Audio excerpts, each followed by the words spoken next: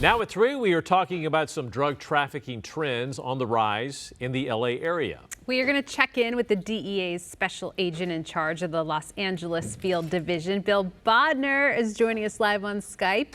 Hi, Bill. Great to see you. We want to start out with talking about the local pharmacies that are suffering huge losses due to recent looting. Yeah, it's really unfortunate. When we had that period of civil unrest in late May, early June, we had 150 pharmacies in the LA area looted, where almost every single pill, every single drug in the pharmacy was taken.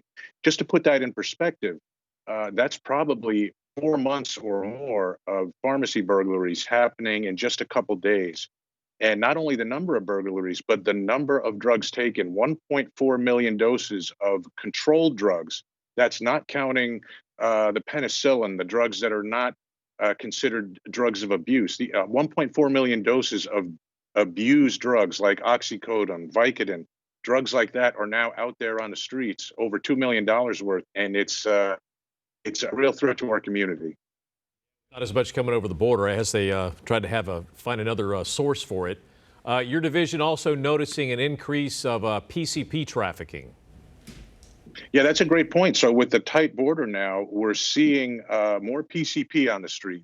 And unfortunately for us here in LA, that's a homegrown drug. LA for probably 40 years has been one of the hubs for the production of PCP in the United States. It's made here. The recipes to create it are kind of guarded secrets maintained by some of the street gangs in South LA. And it's distributed throughout the U.S. So with other drugs more difficult to get, unfortunately, more people are experimenting with PCP, dipping cigarettes in it in the liquid form or sprinkling the powder with marijuana or tobacco and smoking it.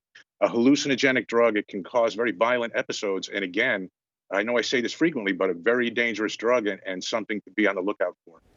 And maybe back to those pills that were stolen during the looting, are you seeing them get on the streets like through apps, or like I hear you can get cocaine on Craigslist now and on Instagram and stuff? Like drug traffickers are having to be creative to expand their empire.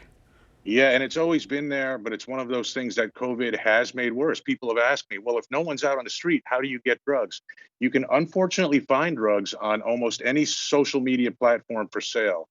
Some of the more exotic encrypted social media platforms, the dark web, but also on some of the ones that are more mainstream. If you know the quote code words to look for, you can find these drugs available there. And you can arrange meetings with people, or you can have the drug sent to your home. And a lot of times people will use the number of likes or the number of kind of interactions an account has to gauge how reputable that seller of drugs is in their mind. And this is something we have to especially be concerned with our children, right? Because kids have smartphones now. And it's really important that parents are on top of what children are doing on smartphones, monitor their social media use, because although you may think it's safe and it's innocent, you can get drugs on the social media platforms, and you'd be surprised how often that leads to accidental overdose death. That's pretty brazen. Is that actually, and you seem to know a lot about this on their methods, is it actually making it easier to make a bust or harder? Yeah, I mean, we have undercovers now every day working all these social media platforms. We have a special dedicated team here in Los Angeles working with federal prosecutors, scouring the internet, looking for these suppliers and setting up deals with them, and then charging them with violations of federal law.